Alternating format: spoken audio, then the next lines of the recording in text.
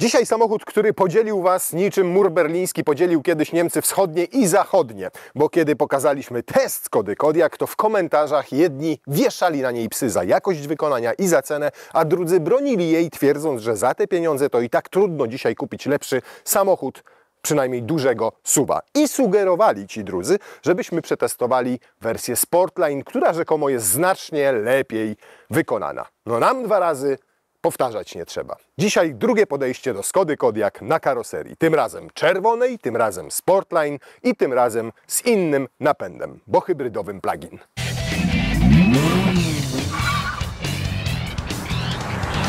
Wymiary Sportline'a są takie same, żeby nie było. 6 cm więcej samochodów w porównaniu do poprzedniej generacji Skody Kodiaq.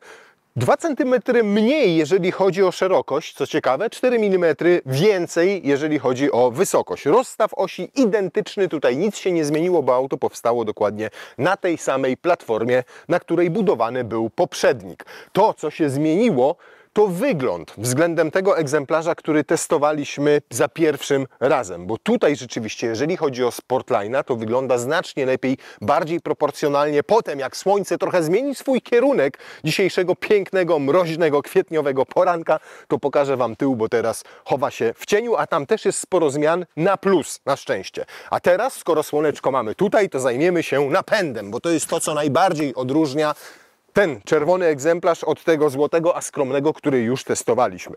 Mamy tutaj wersję, którą Skoda nazywa iV.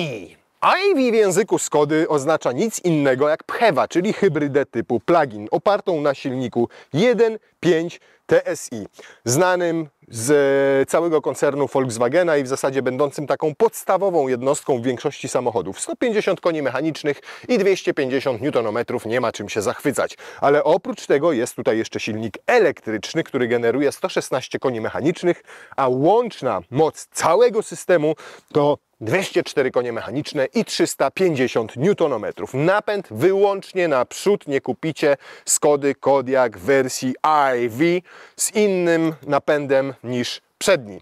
Nie ma tutaj napędu tego na 4 koła realizowanego przez Haldex. Skrzynia biegów też jest inna, co ciekawe, niż na przykład w dieslach, bo nie 7-biegowa, a 6-biegowe DSG, czyli to, które ma już swoje lata. Natomiast duża zaleta to akumulator, który w tym przypadku ma 24,7 kWh pojemności. Jak na plugina to bardzo dużo, to jest pojemność brutto, netto to 19,7. Ten bufor 5 kWh pozostaje na to, aby po rozładowaniu baterii samochód nadal dobrze pracował w trybie hybrydowym. Duży akumulator ma gwarantować duży zasięg, podobno 123 km w trybie WLTP i to na te 123 km można ją szybko naładować, ponieważ w domu, tak jak macie siłę, przyjmuje moc 11 kW.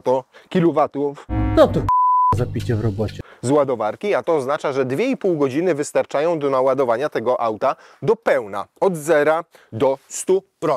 Ale oprócz ładowarki pokładowej 11 kW mamy również możliwość ładowania CCS-em. 40 kW przyjmuje, co oznacza, że jak sobie pojedziecie nawet na stację benzynową w drodze gdzieś dalszej, to możecie podpiąć tutaj CCS-a na ładowarce szybkiej i w stosunkowo krótkim czasie naładować sobie swojego Kodiaqa.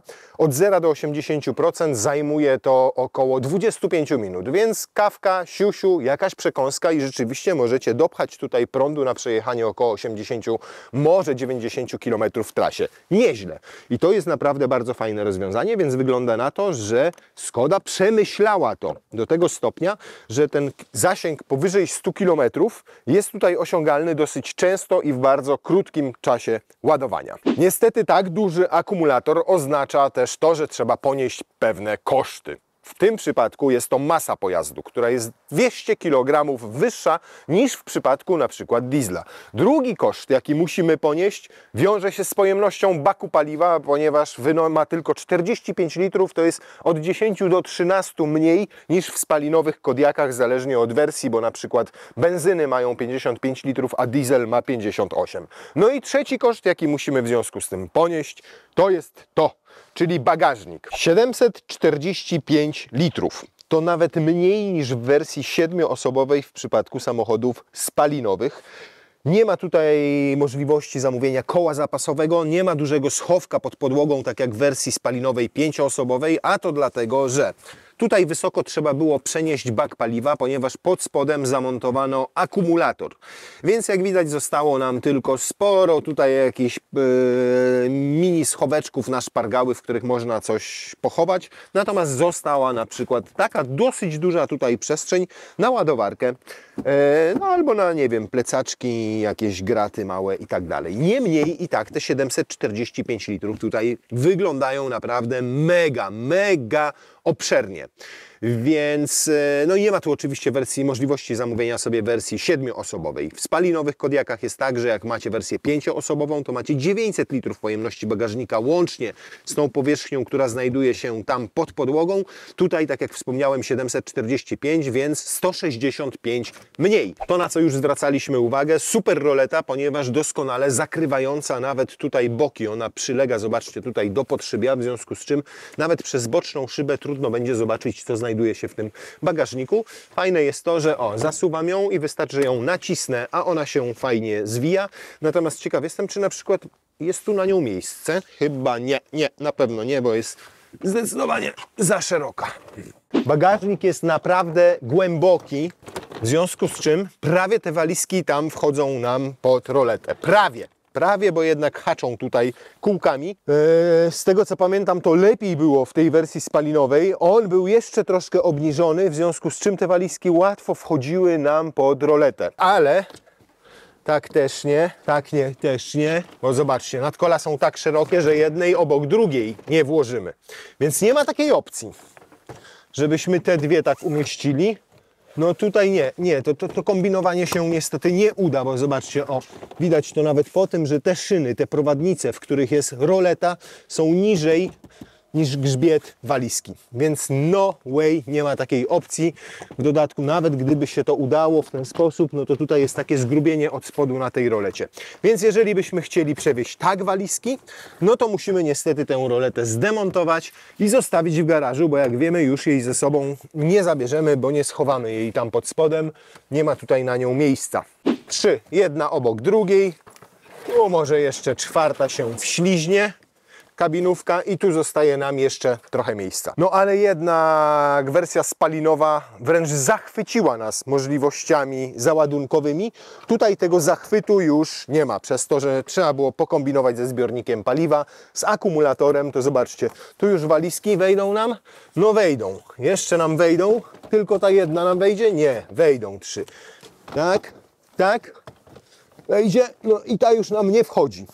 Tam, przez to, że ta podłoga była niżej umieszczona, to wchodziły nam 3 pionowo, jedna obok drugiej, jeszcze kabinówki i do tego mieliśmy jeszcze widoczność przez lusterko wsteczne do tyłu. No tutaj można to zrobić ewentualnie tak.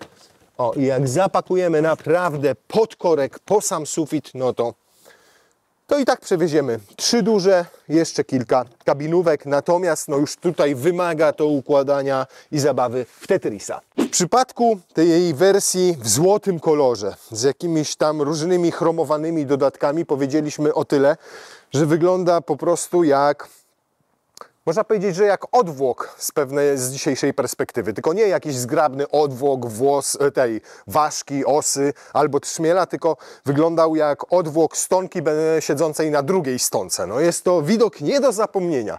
Lepiej odwracać oczy. Natomiast tutaj, w tym czerwonym kolorze, z czarnymi dodatkami, z troszkę inaczej zaprojektowanym zderzakiem, ten tył wygląda już dużo lepiej. Natomiast nadal jakbyśmy zakryli znaczek Skody, no to może to być dowolny chiński nowy model. Natomiast nawet z boku, jak spojrzymy sobie na niego, to ten tył z tej perspektywy, przez to, że mamy czarny słupek C, czarny słupek D, wygląda lżej, mniej pokracznie niż w tamtym złotym modelu, gdzie mieliśmy elementy chromowane. Nawet z przodu jest jakby lepiej względem tego złotego egzemplarza w dieslu, którego mieliśmy. Tutaj mamy sporo tego czarnego, bardzo fajnie teraz wyglądają te reflektory, tam jakoś przy tym złotym niknęły. Powiem Wam, że to jest jeden z niewielu samochodów, w którym tak istotny jest kolor. Możecie wybrać go w takim kolorze, w którym będzie wyglądał pokracznie i jak dziadkowóz, a jak wybierzecie go w wersji Sportline i wybierzecie go w czerwonym kolorze i z taką felgą, bez tych plastikowych nakładek, to auto naprawdę nabiera uroku. To jest niesamowite. Więc tak jak mówię, nawet te reflektory fajnie wyglądają, mogą być to już LEDy Matrix. No oczywiście zaprojektowano go już według najnowszych kanonów mody, czyli tak, żeby przede wszystkim był aerodynamiczny. Tu mamy boczne wloty powietrza, które mają powodować mniejsze wibracje wokół kół. Mamy maksymalnie wypłaszczoną podłogę. Prześwit swoją drogą to 19 cm, całkiem nieźle. Tu nawet zobaczcie, o, są takie elementy, które mają poprowadzić powietrze tam pod samochód i spowodować, że tam też będzie jak najmniej wibracji. Ładnie będzie to wszystko przepływało. Mamy tutaj gdzieś jeszcze były jakieś klapeczki. Nie, tu nie ma żadnych klapeczek, które by się otwierały albo zamykały, powodując mniejsze opory powietrza, na przykład kiedy silnik jest już dobrze dogrzany i nie trzeba go dodatkowo chłodzić. No. A jest dobrze, maksymalnie opuszczony fotel. Swoją drogą nie opuszcza się zbyt nisko, zobaczcie. Teraz jest już maksymalnie obniżony. Niezbyt dużo miejsca mam tutaj nad głową. Wolałbym, żeby jednak jeszcze zjechał ze 3 cm na dół, ale dobra, ok, jest wygodnie. Miejsce nad głową mam, to najważniejsze, miejsce na nogi też mam i to też istotne. Tutaj nic się nie zmieniło, czyli miejsca w brud i w opór, zarówno na stopy, zarówno na kolana, także nad głową i na boki. Dodatkowo oczywiście mogę sobie pociągnąć tasiemkę i opuścić jeszcze bardziej oparcie. O, tak to się robi. Cyk. I zobaczcie, i jak jest...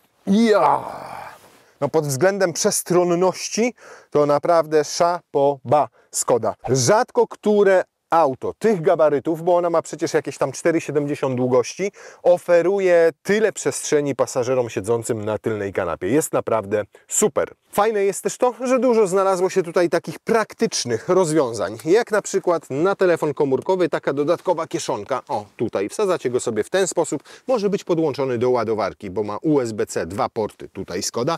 Oprócz tego ma też port zapalniczki taki tradycyjny. Oprócz tego ma trzecią strefę klimatyzacji w tym miejscu. Może mieć podgrzewane skrajne siedziska, są nawiewy, więc wszystko jest tak, jak być powinno. W wersji Sportline mamy przednie fotele ze zintegrowanymi zagłówkami, nawet z tyłu są obszyte materiałem przypominającym skórę, tak można powiedzieć, ale jest uszyta naprawdę fajnie. Zaskoczeniem też są naprawdę materiały, na przykład na fotelach, ponieważ tutaj mamy taką ala alkantarkę, taką mikrofibrę, fajną, przyjemną w dotyku i myślę, że będzie ciepła zimą i będzie ciepła latem. Tutaj po bokach oczywiście też sztuczna skóra. Plus za składane oparcia tylnej kanapy w proporcjach 40-20-40, co ułatwi Wam przewiezienie długich przedmiotów. Wysoko umieszczony i naprawdę wygodny podłokietnik z miejscami na kubki dosyć małymi. One mają średnicę taką, że wątpię, aby tutaj weszła nawet puszka z kolą. Moim zdaniem ewentualnie kubek i to ten mniejszy z kawą. Natomiast jak to złożyć? A, tu tylko naciskacie przycisk, proszę bardzo. Tworzy się względnie płaska podłoga. Może tam jest takie delikatne w tym miejscu wybrzuszenie, ale i tak długie przedmioty możecie przewozić, czy to narty, czy cokolwiek innego. Nawet trzecia osoba, jeżeli tutaj usiądzie, to będzie miała naprawdę wygodnie. Oczywiście nie na trasie liczącej 1500 km, ale jak przyjdzie 3 osobom tutaj z tyłu i to naprawdę takim już roślejszym przejechać dystans 100 czy 200 km, to dadzą radę. Tylko nie można na tunelu środkowym trzymać nóg, tylko trzeba je tutaj trzymać po bokach i wtedy jest wszystko ok. Teraz przechodzimy do tego, co najbardziej nas bolało w wersji złotej, tak ją nazwijmy, którą już testowaliśmy, czyli w tym dieslu 150-konnym.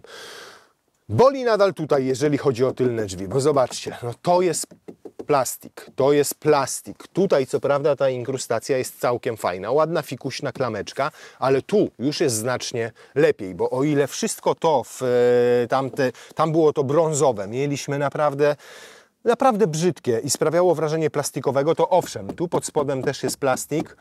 I słyszycie, jaki dźwięk z siebie wydaje? Natomiast przynajmniej jest już to miłe w dotyku. W dotyku nie jest to plastikiem. Tu jest ta część miękka, tu oczywiście nadal też jest twarda, ale jest takie przeszycie. No, jeżeli chodzi o tylne drzwi, to powiem Wam tak. Jest lepiej. Niewiele, ale lepiej. Dużo robi jej po prostu ten zamszyk, przez który ona nie wygląda tak tandetnie. Natomiast nadal jest tu dużo plastiku i słyszycie, że ten plastik jest nawet pod tym zamszykiem ładnym. Tym zamszykiem po prostu przykryto ten plastik, nie bawiąc się w uzupełnienie tam pod spodem nawet milimetrową pianką tego, co już znacznie poprawiłoby efekt, bo przecież tu na przykład w tym miejscu ta pianka jest i już jest dużo przyjemniejsze, jak się tego dotyka. Co ciekawe, to co tam z tyłu jest twarde, czyli pod szybie, to tutaj jest miękkie.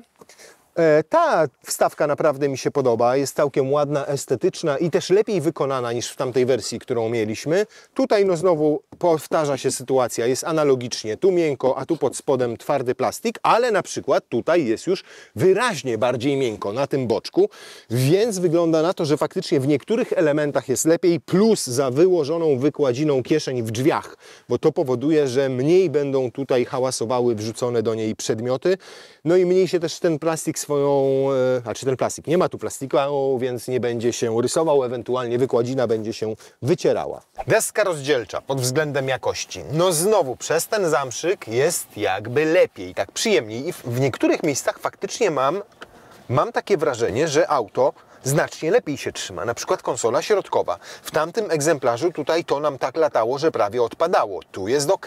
Tam nawet jak tu gdzieś dotykaliśmy, to trzeszczało. Tutaj nie trzeszczy. No tam pod spodem to słyszycie jak jest, ale i tak jest znacznie lepiej. Naprawdę. I to wyraźnie. Swoją drogą fajny jest ten schoweczek tutaj górny. Ten dolny jest też dosyć głęboki. Sporo szpargałów tutaj wejdzie. Kieszenie w drzwiach też są obszerne. Mnóstwo schoweczków. Ale jeszcze na chwilę wracając do tej jakości. Zdecydowanie mam wrażenie, że tutaj ta część wnętrza jest zrobiona lepiej niż miało to miejsce w przypadku tego złotego egzemplarza. Nawet to tak jakby mniej się ugina i mniej trzeszczy niż w tamtym. Więc faktycznie tutaj szacun oddaję Skodzie, że poza paroma elementami, które nadal mogą drażnić, pod względem wykonania jest lepiej, pod względem jakości użytych materiałów również. To nadal lata. Czyli te kółeczka, proszę bardzo, swoją drogą fajne rozwiązanie, bo bardzo, bardzo praktyczne. Czyli jak chcę sobie ustawić ogrzewanie fotela, to cyk, jak chcę sobie ustawić temperaturę, to cyk, jeszcze mogę przytrzymać i synchronizuje mi obie strony do takiej samej temperatury. I mam jeszcze co? Nie mam tutaj wentylacji foteli, nie mam. To działa dokładnie analogicznie, natomiast to pokrętło przybyło mu jedno. Tu są ustawienia głośności, jakie naciskam, są ustawienia wentylacji, są ustawienia tego, czy to ma być smart klima. Tutaj wyświetla Wam się dodatkowo, co to jest. Tutaj właśnie zmniejszam, zwiększam głośność, ale jednocześnie mogę ustawiać tryby jazdy. Przy czym są to te tryby jazdy takie podstawowe, czyli no uwaga, Jezu, wyszedłem. No i to tak wie właśnie, proszę. Eco, Comfort, Normal, Sport i Individual. Co ciekawe, żaden z nich nie ma wpływu na jazdę hybrydową. Żeby ustawić sobie sposób działania całego napędu hybrydowego, to musicie wejść tutaj w akumulatorek i możecie tak albo wymusić jazdę w trybie elektrycznym, albo w hybrydowym. Nie ma takiego automatycznego. Rekuperacja może być automatyczna, duża albo mała i jest całkiem mocna, bo chyba 60 kW, więc nieźle jak na plugina. Kontrola ładowania automatyczna albo ręczna. Co ciekawe, symptomatyczne to wśród innych trybów mamy tutaj na przykład utrzymywanie stanu naładowania albo rezerwowanie stanu naładowania, ale nie ma możliwości podładowania akumulatora. I problem jest taki, że nie dano nam ładowarki takiej tradycyjnej, żebyśmy mogli się podładować. Ja mam tutaj w domu taką 11 kW, ale jakoś się nie złożyło, żebyśmy mogli go naładować, w związku z czym stan akumulatora to 0%. Natomiast dziwi mnie to, że nie ma tutaj trybu doładowywania baterii. Jest tylko tryb podtrzymania stanu akumulatora na jakimś tam poziomie. Można sobie wtedy tym suwakiem zaznaczyć, że do 20%, natomiast jak spadnie poniżej 20%, to już nie zaznaczymy. Więc taka przedziwna sytuacja nam się wydarzyła, że mamy plugina i mamy pusty akumulator. Ale to może i dobrze, ponieważ zobaczymy, jakie w takich warunkach będzie miał zużycie paliwa i jakie będzie miał osiągi z pustym akumulatorem i jak sobie radzą te 204 konie i 350 Nm w momencie, kiedy tym autem jedziemy jako hybrydowym. Bo jak jedziemy jako elektrycznym, to wiemy, że mamy tutaj te 116 koni, 330 Nm z silnika elektrycznego, więc jest całkiem nieźle. Myślę, że wystarczy to, żebyśmy setkę zrobili w 13 do 15 sekund. To nie będzie wcale taki zły rezultat. Co to było?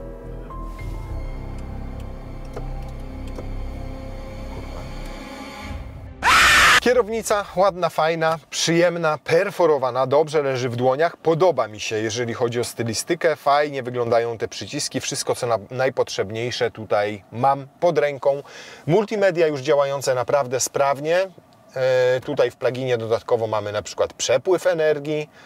O, proszę bardzo. Dane możemy sobie wyzerować, pokazać. Teraz mamy na przykład 8,6 litra i 1,3 kWh zużycia energii z ostatnich 38 km. Jeszcze o jednej rzeczy nie powiedziałem. Podoba mi się ta konsola środkowa, to jak jest zagospodarowana. Zobaczcie, aż 4 miejsca na jakieś kubeczki. Tu na espresso, tutaj na jakiś większy kubeczek. Miejsce na specjalny czyścik do ekranu. 2 ładowarki indukcyjne. Jedna obok drugiej, chociaż tak leżą telefony w niej, że ich absolutnie nie widać. I tu jeszcze jakaś dodatkowa półeczka.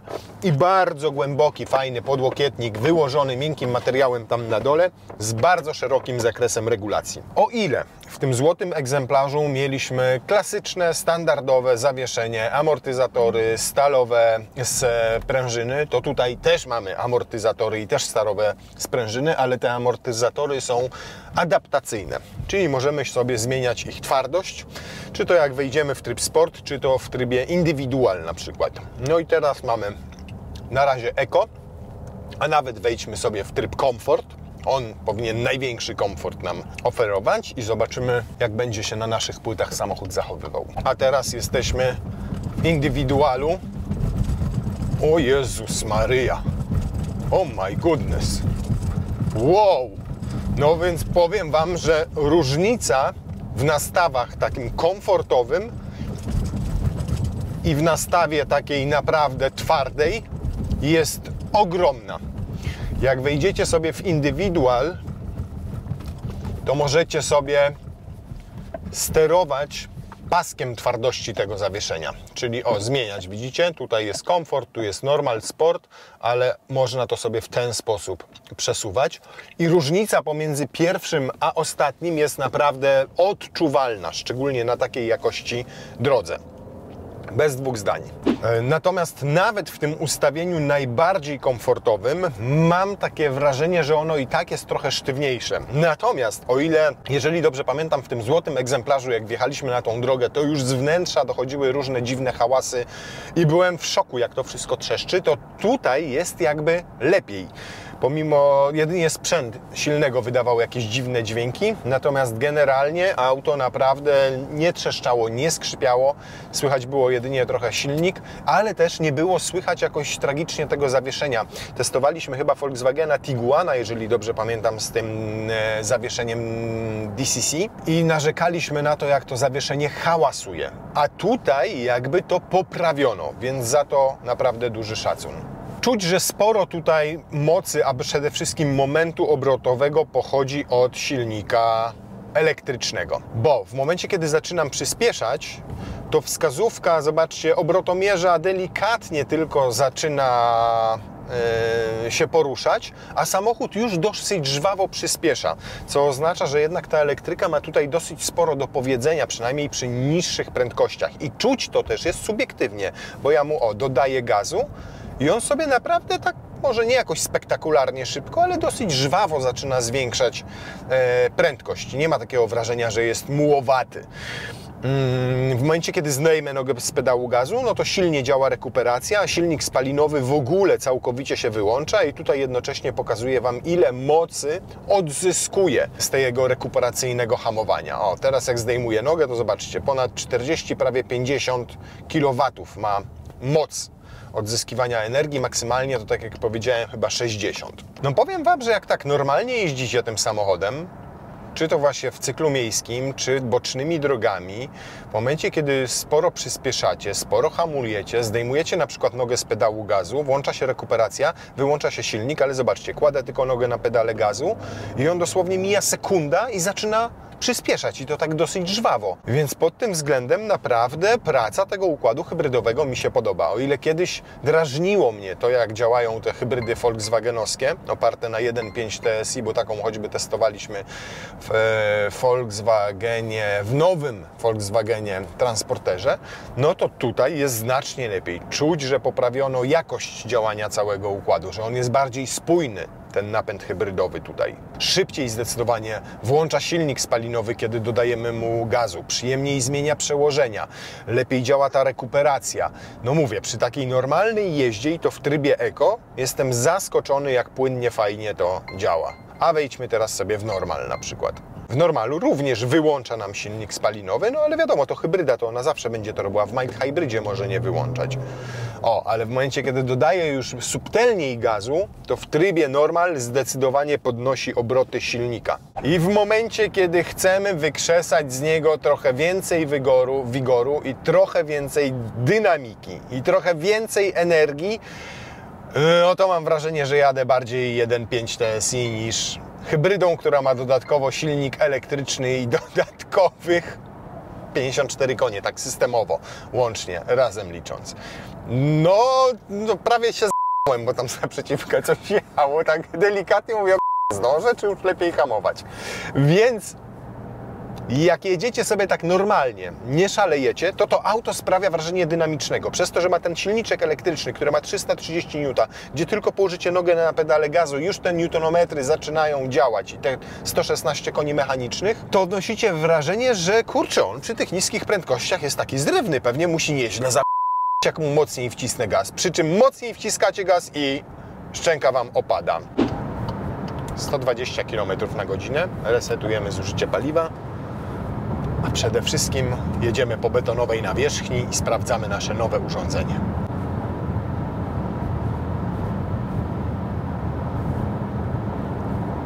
No jak widzieliście, takie można powiedzieć między 68 a 70 dB. Nawet jak wjechaliśmy na tę asfaltową nawierzchnię, ono spadło do 67, a tak to utrzymywało się w zakresie 68-70. Subiektywne odczucia są takie, że naprawdę jest dosyć cicho. Jedziemy sobie teraz takie 125-130 na godzinę i te dźwięki nie są absolutnie jakoś strasznie męczące. I prowadzi się też bardzo przyjemnie. Fajny ma ten układ kierowniczy, mimo gabarytów nie tańczy, mimo sporego wiatru dzisiaj to ten wiatr nią nie rzuca, nie miota. No, jeżeli chodzi o jakość takiej jazdy, jest naprawdę fajnie. No dobrze, 8,2. Teraz muszę Wam pokazać już to zużycie paliwa, bo teraz będę hamował przy 120 na godzinę.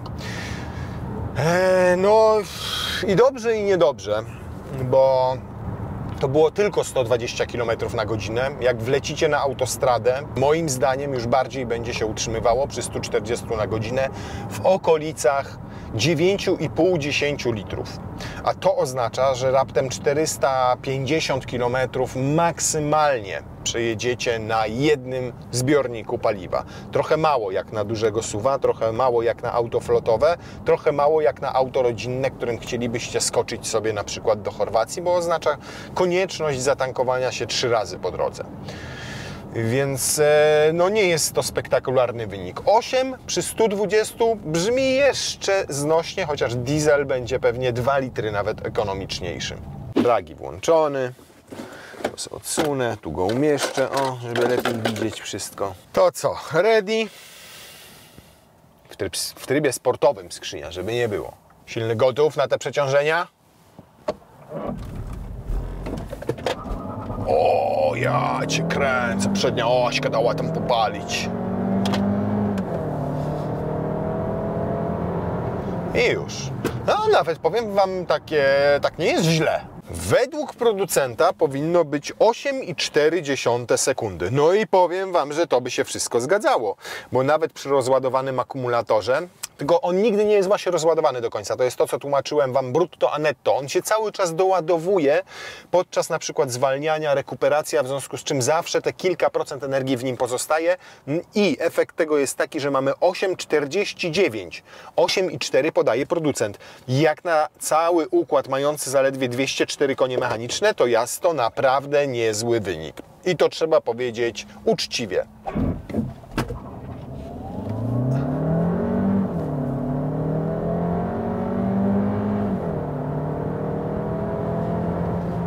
Cyk. Tak w odczuciach subiektywnych to powiem Wam po pierwsze, ten silnik nie hałasuje jakoś nadmiernie. O kurczę, w ogóle super teraz, 8,33. 8,33 poniżej czasu podawanego przez producenta. Wow! Natomiast słyszeliście to takie dziwne stuknięcie, gdzieś tam przełożenie na początku. To moim zdaniem wynika z budowy tego układu hybrydowego. Tam mamy silnik spalinowy, potem za nim jest silnik elektryczny i dopiero skrzynia biegów, więc widocznie gdzieś tam jakieś przełożenie się, przeciążenie pojawiło i nam coś stuknęło na przykład na łączeniu skrzyni biegów z tym silnikiem elektrycznym. Ale wszystko działa, nic się nie świeci, to najważniejsze. Po prostu to jest auto do spokojnej jazdy, a nie do robienia procedury startu. Ale muszę przyznać, naprawdę teraz uczciwie, że w takim pomiarze ten samochód po pierwsze nie hałasuje zbytnio ten silnik, fajnie zmienia te przełożenia, nie sprawia wrażenia, jakby zaraz miał wyskoczyć spod maski. Takie wrażenie dynamiki też jest dosyć dobre, no i 8,3 sekundy, jak na SUV-a tej klasy w normalnym, codziennym użytkowaniu, nie sądzę, żeby Wam czegoś brakowało. No szczerze mówiąc, zaskoczyła mnie tym przyspieszeniem, bo jak tak jechałem sobie tymi bocznymi drogami, to nie spodziewałem się, że to będzie w czasie pomiaru tak dobry wynik, ale naprawdę jest ok, naprawdę jest w porządku. I mówimy oczywiście o normalnym SUV-ie, a nie mówimy o SUV-ie o sportowych korzeniach. Więc uznaję ten wynik za po prostu wystarczający i dobry, jak na klasę samochodu, jego wielkość, jego gabaryty i tak dalej. I generalnie powiem Wam, że ten egzemplarz mnie zdecydowanie bardziej się spodobał niż ta złota, którą jeździliśmy. Przede wszystkim mieli rację ci, którzy pisali, że Sportline jest lepiej wykonany i dotyczy to nie tylko jego materiałów, ale dotyczy to też montażu w pewnych miejscach. Może nie jest tak, jakby powstawał w innej fabryce, ale tak, jakby montowały go inne osoby, które bardziej uważają na to, czym i jak solidnie go skręcają. To jest pierwsze zaskoczenie. Nie jest tak oczywiście, że nie jest pozbawiony mankamentów w tej jakości swojej. No, tak jak to słyszeliście, jak pracuje gdzieś tam te, o właśnie, takie plastiki, ale naprawdę te drobne niedoskonałości już mogę mu wybaczyć, szczególnie, że na fatalnej jakości drodze z płyt nie trzeszczał i nie skrzypiał tak jak tamten złoty egzemplarz. Co więcej, fajnie działało to DCC. Też nie wydawało z siebie tak niepokojących dźwięków, jak było to w Tiguanie i podobno grupa Volkswagena generalnie to DCC, czy tam DCC, czy DDC, czy CCD, OACDC, nieważne, podobno poprawiła i rzeczywiście to słychać, a raczej tego nie słychać, bo w Tiguanie bardzo hałasowało, tutaj nie słyszałem jakichkolwiek niepokojących dźwięków dochodzących od amortyzatorów, wahaczy, kół czy sprężyn. Bardzo duże auto w środku, bardzo dużo miejsca na tylnej kanapie. Bagażnik nadal pozostał duży, ale nie jest już niestety tak praktyczny jak w wersji spalinowej, bo mniej do niego wejdzie w momencie, kiedy chcecie mieć roletę i to wyraźnie mniej. Mimo że jest dosyć i tak głęboki i ma sporą wysokość do rolety, no to nie da się jej zasunąć w momencie, kiedy bokiem ustawicie tam duże walizki i tego akurat szkoda. No ale gdzieś trzeba było wmontować tę baterię. Plus za duży zasięg na elektryce i za szybkie ładowanie, to 40 kW z prądem stałym. To naprawdę opcja, której możecie używać nawet w trasie, czyli plug-in staje się użyteczny także, kiedy jedziecie sobie na przykład nad morze i chcecie 100 km od domu pokonać na prądzie i jednocześnie jeszcze 100 km, jak się doładujecie gdzieś 25-30 minut na stacji ładowania i w tym czasie wypijecie sobie kawę. No wada to zużycie paliwa w momencie, kiedy już Wam się wszystko rozładuje, w momencie, kiedy jedziecie w trybie hybrydowym. i w połączeniu z małym zbiornikiem paliwa, bo tylko 45 litrów, oznaczało to będzie niestety niewielkie zasięgi. Nadal lepszą opcją dla nich będzie diesel. I to nawet może być ten 193-konny, bo ma wtedy napęd na 4 koła, lepszą skrzynię biegów 7-biegową, niższe spalanie w trasie, większy zbiornik paliwa, a kosztuje chyba tylko 4000 więcej niż ta wersja plug-in. A tańszy diesel 150-konny w ogóle jest sporo tańszy od tego auta, bo chyba tam z 15-20 tysięcy złotych. Reasumując, 150-konna wersja za 190 tysięcy złotych, ta z dieslem będzie najbardziej optymalną wersją flotową ze względu na cenę i ze względu na zużycie paliwa. Może tam osiągi nie będą spektakularne, no ale spalanie będzie znacznie niższe niż w takim egzemplarzu jak ten. To auto dla kogo jest? No to auto jest głównie dla tych, moim zdaniem, którzy jeżdżą po mieście i się ładują. Wtedy rzeczywiście ten zasięg 100 km ponad, wtedy możliwość szybkiego ładowania, czy nawet ładowania tego samochodu w domowych warunkach w 2,5 godziny robią swoje. I wówczas praktycznie na co dzień jeździcie nie zużywając paliwa, a silnik spalinowy i takie połączenie silnika spalinowego elektrycznego działające w trybie hybrydowym przydaje Wam się, gdy raz na jakiś czas musicie pokonać większą odległość. Natomiast jeżeli takie auto wykorzystujecie do częstych podróży poza miasto i długich podróży liczących kilkaset kilometrów, to nie jest to dobra opcja. Znacznie lepszą opcją będzie 2-litrowy diesel, czy to w wydaniu 150-konnym, czy to w wydaniu 193 konie mechaniczne, który ma napęd na 4 koła, skrzynię DSG 7-biegową, a nie 6-biegową. Tutaj na plus mówię płynność działania tego układu, to, że ma tak duży zasięg na elektryce, to, że wersja Sportline jest lepiej zrobiona. Ja osobiście kupiłbym 2-litrowego diesla 193 konie w automacie i w Sportline i uważam, że to byłby najbardziej optymalny, najlepszy wybór w przypadku Kodiaka. Niskie spalanie, duży zasięg, duży bagażnik, możliwość zamówienia 3. rzędu siedzeń i Sportline, bo lepiej wykończony. Faktycznie, mieliście rację.